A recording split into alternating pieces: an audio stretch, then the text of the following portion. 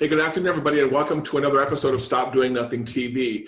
This week, I am very pleased and actually very privileged to have what I would consider a good friend of mine on the show today, Jay Baer, not beer, Baer, right, like the animal. Well, either really is appropriate. It's pronounced Baer, but beer is also a frequent occurrence. For some reason, I've got it ingrained in my head that it's beer because when I first met you a couple of years ago, you were giving out the can openers. I still have I've got one right here. Okay. This is my actual business card. Right. The official Jay Baer business card, which is a bottle opener. And the more you drink, the better my books are. So it's it's also good. Win-win. If people ever say, this is one of the things I first noticed about it, which is probably disturbing about me, is when they say you're a kid, if you're going to go into like a street and must be getting a fist fight, you keep like a roll of quarters in your fist. When I hold that thing, it fits in my fist. I'm like, if I could take a swing at somebody, I've got a piece of steel in my hands. Mess somebody up. Yeah, exactly. That's not why I started with these cards. But now that you say it, I mean, you could really exactly. So something to think about. Right. Okay, Jay is. I'm assuming that most people know Jay, but to assume it's bad. He's a multiple-time. Is my mom watching? Yeah, his mom watching, mom and dad. Multiple-time best-selling book writer. 2 of the books, I think you said, were on the New York Times bestseller list, which is, best-selling is one thing, but when you're New York Times, you're definitely legit. I've met Jay on multiple occasions, mainly through the National Speakers Association, and we've been privileged to speak in person or to cross some other events every now and then. And probably the time I really got to know him the best is when he went a little meta, and there was an NSA conference, and he spoke about his organization and the growth of it, which was a fascinating thing up in New York, Times Square, and the Marriott that like overlooks Times Square, was pretty cool. And I also thought it was pretty cool, Jay, and I got to give you kudos here. When I was sitting in the audience, and I was like in the front, and you like knew my name, I was like, what? How does Jay know my name? And I was just telling another friend about You're a legend, brother. There's various legends for various reasons. There's infamous and there's famous, and they're very close together there. So, Jay, can you give us a quick update about, I know Hug Your Haters came out a year ago, but what do you have going on right now? So, my most recent book is Hug Your Haters, which is all about modern customer service, social media customer service taking place in public. So still doing a lot of speaking and consulting on those topics, lots of fun. The consulting team at Convince Convert continues to grow. We're doing some amazing work for some really remarkable brands. It's a lot of fun getting to work with who we get to work with, and it's a real honor to do that. And lots of speaking, of course, and our media company, the Convince Convert Media Division, has a very, very large blog, and we're running 5 weekly podcasts and a bunch of other things, lots of webinars and a new video series. I'm doing 2 videos a week called Jay Today. Right. It's at jtoday.tv. So lots of balls in the air as always, which is, I'd have it no other way. I hate to be bored. So I make sure this whole idea of stop doing nothing, it's not a problem for me. Got it. So in your grand history of things, I don't want to spend too much time on history. I don't actually remember or recall hearing you how Convince and Convert came about. Can you cover that a little bit? Sure. So the Convince and Convert is my 5th professional services organization that I've kind of owned or managed. And I started a firm called Mighty Interactive in 2000, which became one of the larger online marketing, digital marketing companies in the Southwest. And I sold that firm to an ad agency and then spent 3 years helping to run the combined company. When my contract was up, my plan was to go teach, was to go be a university professor. Right. And then we sort of had, especially in Arizona where I lived at the time, the simultaneous collapses of the stock market and the real estate market. And I was like, yeah, that whole teaching thing is not going to work for me just now. So started Convince and Convert to help organizations do better digital marketing and content marketing and social media marketing. And it started off as just me, and then it became me and a virtual assistant. And now we're up to 14 people, all virtual, all over the world, actually. And we've been on the Inc. 5000 list as one of the fastest growing private companies in the US. And it's massively exceeded what my initial expectations are. And we keep growing about 30% a year every year. Very, very brilliant. So that presentation I saw a couple of years ago in New York, that thing is way out of date, right? Yeah, yeah, we're probably double that size now, something like that. Okay, good Yeah. deal. Okay, since the show is all about showing entrepreneurs and small business owners basically how to be productive, I want to talk a little bit about that point when it was just you and then you and the virtual assistant. That's a point that I think a lot of people don't know how to cross. Is it's me and I'm overwhelmed and I'm fitting 13 hours of work in a 12-hour day. And so how did you know when it was time to, okay, you know what, Jay can't do this all on his own. He needs to prioritize. How did you know that point? Well, I was lucky that this wasn't my first go round, right? I'd started other companies and kind of gone through that process. But I'll tell you the issue, Patrick, is that so many entrepreneurs and sole proprietors, they value money more than time. And it's the exact wrong thing to do. Okay. This idea that, well, I could hire somebody to do this, but then I'd have to pay them, and I don't want to pay them because I want to keep the money. That robs you of the ability to multiply your time, as our friend Rory Vaden would say in his outstanding book, Procrastinate on Purpose. And so what you want to do, and this is sort of how I've grown Convince and Convert, is to say, what am I uniquely qualified to do? Mm-hmm. And so each year, my team and I sit down and audit everything that I do. We literally look at my calendar for a year and say, let's break down all the tasks that I have done and say, which of the things that I'm doing, that I'm spending my time on, am I uniquely qualified to do that? Nobody else could really do that in the company. Right. And so those include things like be on podcasts and give speeches and write books. But all the other things that I'm doing, lots of other people could do. I'm not uniquely qualified to send invoices or any number of other things. Right. And so what you want to do is eventually set it up so that you're only spending your time on the things that you're the only one who can do it. And that requires you to bring in help, to get virtual assistants or accountants or designers or whatever else you need. And does that cost you some money? Yeah, it costs you some money. But having your time back allows you to move your business forward in a way that massively transcends the dollars you're going to spend to get some help. Okay, so as head of Convince and Convert, would you say your primary function is basically like the face of the company? You're the speaking, you're the podcasting, you're doing the content production. I know you have other people that write for Convince and Convert, but you do you handle like the lead content production, would you say? No, we do 10 blog posts a week. Okay.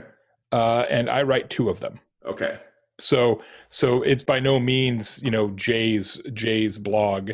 Okay. We have 5 podcasts. I do 1 of them. Okay. On the client side of the consulting side, I look at everything before it goes out the door, but I don't do any of the consulting. So my job is to generate new business, right, and set strategy, right, and push the organization forward. Got it. So we're completely overhauling our consulting deliverables right now, kind of what we sell to big clients like 3M and Adidas and Cisco and Oracle, what we sell to them.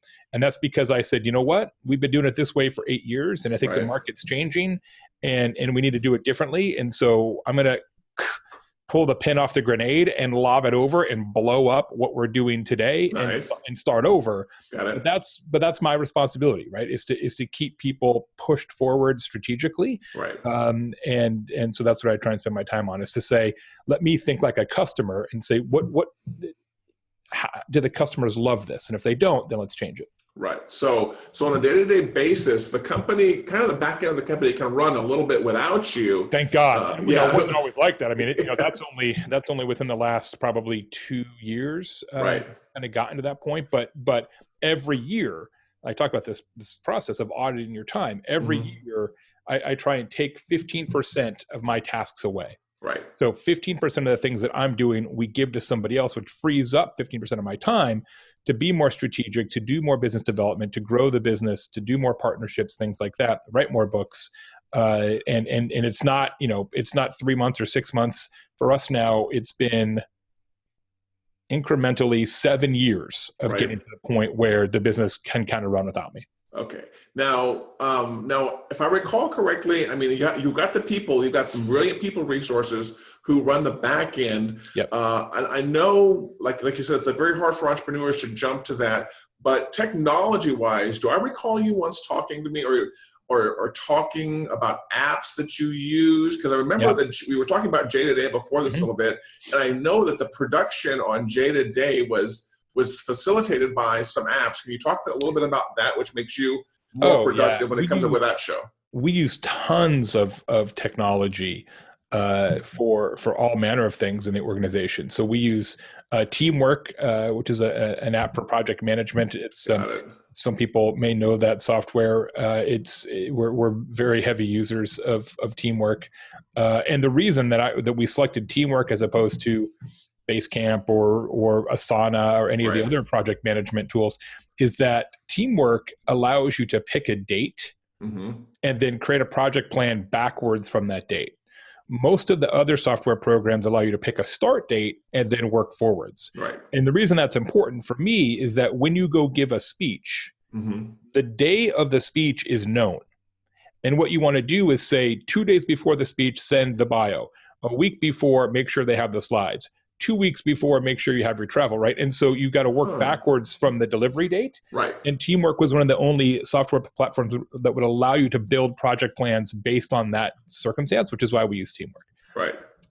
We probably make the most use of a platform called Sococo, which is a ridiculous, terrible name. It's SOCOCO. Right.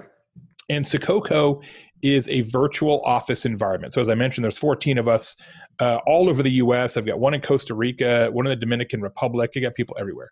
Right. And so Sococo gives you it looks like a blueprint of an office. And so people have their own there's Jay's office and Kelly's office and Daniel's office, literally like a little office. And then you've got an avatar there, and you can, if you're in your office, someone can pop in your office and then turn on their cameras and their audio, and it's live video chat, or you can do text chat and things like that. So it's almost like Slack or Skype, but with this virtual office environment. And it seems at first really goofy because it kind of feels like a 1997 internet mall. You know, you have like the virtual reality, like, oh, a shoe store. Like it's kind of funky like that.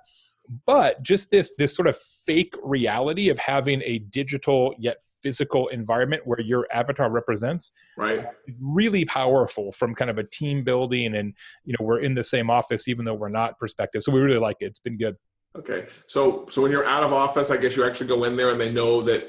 Do they keep track of you like where you are around the world, or is this like inner office or out of office? In office, out of office, but you have a little status message that says, okay, I'm in Calgary, or I'm in, wherever. That's brilliant. Wow. Yeah. I'm glad to hear when people talk about tools to know that we use the same tools. We probably just started using Teamwork about 6 months ago, after going through like the Basecamp and the things like that. And I found Basecamp is way too, actually, wasn't the milestone so much as you're talking about. It was just way too relaxed. The planning was too relaxed and wasn't too rigid. It wasn't rigid enough for me. I came from a severe project management background. I can't remember what that project planning software was. Microsoft used to have. Yeah, Microsoft Project. Yeah. Yeah, there you go.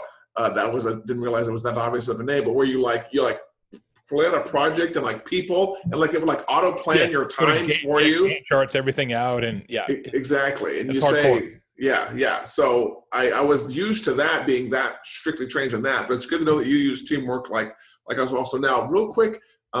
With the J Today show, is there a particular piece of software you use with that? Because I know a lot of people that watch this show are going to be into video content production and getting that stuff out really easily. You bet. So a couple things. One, I use ScreenFlow a ton for video creation and demos and walkthroughs. There's a lot of software out there to do that, but I just like ScreenFlow the best. So I use that a ton. But on the post-production side, we work with a company that also has an app out of Indianapolis called Candidio, which is another kind of curious name. It's Candidio, Candidio.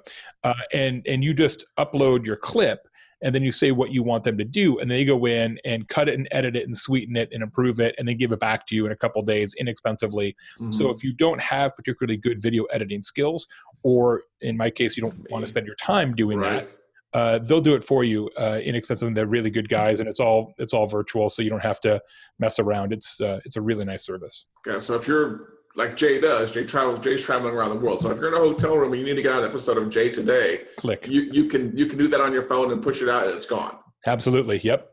God, brilliant. So we were talking a little bit about in the beginning, we were talking about how most entrepreneurs have an issue with wanting to do everything themselves. When you were talking about this audit and the things that you should be doing and you should not be doing, can you give me actually you talked about that recently, like in your most recent audit, can you give me an example of something that maybe it wasn't the best for you to do, or something you've learned over the years? Because you've got all this experience and all this skill from multiple companies. But I'm like, how could Jay continuously improve when he does this all the time? So in our most recent audit, there is a new thing that we're doing on the media company called Webinar of the Week. And in Webinar of the Week, we don't actually do it every week. It ends up being maybe twice a month. We work with the company to promote a webinar that they have forthcoming. And as part of the Webinar of the Week package, we will write a blog post on our site, convincedconvert.com. Promote the webinar. We will create some graphics and social. We'll do some paid social media advertising. We sort of promote the webinar to make sure that the sponsor gets a lot of attendees and signups for their webinar. So it used to be that I would sit down and I would actually write the blog post and say, here's why this webinar is awesome. You should go to this webinar because. I don't need to do that, actually, we discovered in the audit. So now our managing editor writes that blog post, sends it to me 2 days before it goes live. I look at it, polish it up a little bit, just make it sound a little bit more like me. And then we put it out there. So we're ghostwriting something like that, which is more promotional about the webinar as opposed to here's my sort of thought leadership kind of a blog post. So just things like that where you say, you know what, I don't have to do that myself. Got it. Interesting. So is it almost going to become a service that you guys offer? Like I can come to Convince and Convert and you guys will market my webinar, because those are huge right now with product launches and things like that. That's exactly it. The other thing that we did in this most recent audit is it used to be that when we were doing a big strategic deliverable, so we would do a social media strategy or a content marketing strategy. We're doing one right now for Hilton. That's a good example. So we're doing a social media strategy for Hilton hotels. So the way it used to work is the team, we always have 2 consultants on each project. The team would do an alpha version of the strategy. The alpha would go to me. I would make comments. It would go to our head of strategy. He would make comments, then the team would take it back. They'd make a beta version, let me see the beta version, let him see the beta version, give it back to them. They'd make a final version, one more round of comments, and then it'd go to proofing. Well, now, based on the audit, we decided, you know what, there's not that much value that I'm adding that our head of consulting is not going to add anyway in the first phase. So now I don't see the document until the beta. So the alpha phase only goes to the strategists and our head of strategy. And then when it's a little farther along, I get involved and say, yeah, guys, but what about this other thing? And so taking me out of one whole round of approvals probably saves me, it probably ends up being 7 hours a month, just that one change. So, there's no, when you start thinking about productivity, one of the great fallacies is that there's some sort of secret, like let's use this system, let's use this protocol or this framework, and that's going to solve all my problems. And that's not how it works. It's a bunch of little things that when they're combined become a big thing. But I think people are always looking for the silver bullet of productivity. It doesn't exist, There is no magic formula. You just do it. It's like people ask me, how can we use a Mac instead of a PC? And it's like, well, I've found that every repeatable task is 5% faster on a Mac. Now, at the individual task level, that's insignificant. But when you think about how much time I spend on a computer, 5%, 5%, 5%, 5% ends up with a huge productivity gain. But it's over the long haul, not instantaneously. I learned that when I was reading, it's really interesting. I read the book 80-20 in Business and Marketing by Perry Marshall before I actually went back and read the original. And he talked about how when it comes to revenue or other things, that there's a 20% of the 80-20, and then of that 20%, there's an 80-20, and there's a 20% on top of that. So you really have to narrow down and focus your productivity on that. So I love the fact that you talk about it's the micro pieces. It's not the 3 or 4 hours you can save in a day. It's the 5 or 10 minutes you can save in a day over and over and over stacked up. One last big question for you. I know you're in the social space a lot, and Convince and Convert is very present on social with recorded video and things you do. In this day and age, business owners feel that they have to be on social media a lot. So I'm kind of curious about your opinion on that. And do you know how much time you spend on social media, like a day or a week? And is it a major part of your business, or do you try to like batch it up and do all at once? So I guess what I'm really asking is how much time do you spend on social media, and how important is it that you yourself are on social media quite a bit? So as an organization, we spend a lot of time on social. We've got a whole set of accounts for me personally, a whole set of accounts for the company. Mm-hmm. Sometimes that content crosses over, sometimes it doesn't. There's different goals and objectives for each account, and whether it's personal or professional. I spend in a given week, mm-hmm. not nearly the time I used to. I personally spend, I would say it's 30 minutes a day in social. Okay. Maybe somewhere in that ballpark. But I have a person on my team who is a community manager that's all she does, right? So she's doing social for the company, and then she also does some of my social that I don't have to, that doesn't make sense for me to do personally, right? So for example, if I'm going to be on a webinar in 3 weeks, we have to promote that webinar, right? So we promote the webinar the day of, mm-hmm. The day before, the week before, 2 weeks before, 3 weeks before, right? So there's 5 or 6 different posts that have to happen about Jay's going to be on this webinar. Mm-hmm. Well, there's only so many ways to say that, right? There's only so many ways to say, I'm going to be on a webinar, would love for you to register. Right. Again, I am not uniquely qualified to say that thing. Mm-hmm. So when we sign a webinar that I'm going to be on, I sit down with the customer and my community manager and say, okay, what's our shtick here? Right. And then she creates those 6 posts and puts them out, right? And I'll answer questions and interact with people, but I'm not uploading the webinar tune-in graphic to Twitter because that's a stupid use of time. And now, don't get me wrong, I did that for years, right? I sent every tweet and every Facebook post and every Instagram post and for years and years and years and years. Right. But there comes a time mm-hmm. when you're not adding value disproportionate to somebody who is a social media professional doing the same thing. Right. So it's the what you say is valuable, but you creating an infographic out of it, coloring it, getting it in the right shape and the right dimension, everything, that's something you can give to somebody else. Yeah, because I'm not disproportionately good at it. I mean, I'm competent at it, but I'm not any better than she is. In fact, I'm worse. Right. So why would I do that? And you just have to kind of think through, like, where is your time valuable? Like mm-hmm. how are you going to, and every 20 minutes you spend making a Twitter graphic is 20 minutes you could have spent doing something else that might add more value to your life or somebody else's life or the company. Like or the family or the daughter or the son or the wife. Patrick, it's funny. I find that for a lot of entrepreneurs, they sort of feel like delegation is failure, right? Mm-hmm. That if they have somebody else do things that they are somehow incapable of keeping all the balls in the air or the plate spinning, that they're less than, right? Because they've had to go get help. And I think the exact opposite is the case. Like, you need to get as much help as you can afford mm-hmm. and free yourself up to do things. Right. You can only, it really helps if you're better at a very small number of things. That's how I put it. Is I don't need to be good at Twitter dimensions, or how big does my Facebook cover photo have to be, or where do I go look in my insights and figure out how something happened. I need to be good at, for lack of a better term, in my organization, shaking hands and kissing babies and signing contracts. And that's just about it. Everything else I need to be removed from because I'm not very good at it. You said, as we wrap up here, you said the Jay Today show was back up. Where can we watch that? So jtoday.tv is the official home of that. That's the YouTube playlist. We do one episode a week on the blog as well. So convinceandconvert.com.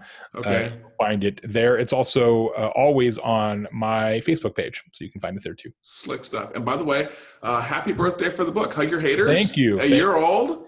A year old. It seems in some ways it seems like it's 10 minutes old, and in some ways it seems like it's I've been working on it for a long time. But it's been really gratifying. The reaction to that book has been exceptionally strong, and it's one of those things where you get a lot of emails from people who say, "Oh, you've really meaningfully changed my business and my approach to things," and that never gets old. That's for sure. Yeah, that's always good. Well, Jay, man, very much appreciate your time. My I look pleasure. forward to the next time we get to see each other in person. I have no idea when that will be. Maybe probably the summer. Yeah, probably is NSA conference. Yeah, yeah. It's on my calendar right here. July in Orlando. That's gonna be fun. Yeah, who booked this? Yeah, I'm gonna have to get out my white socks and my black sandals. That's what I'm gonna be wearing right there. All linen, baby.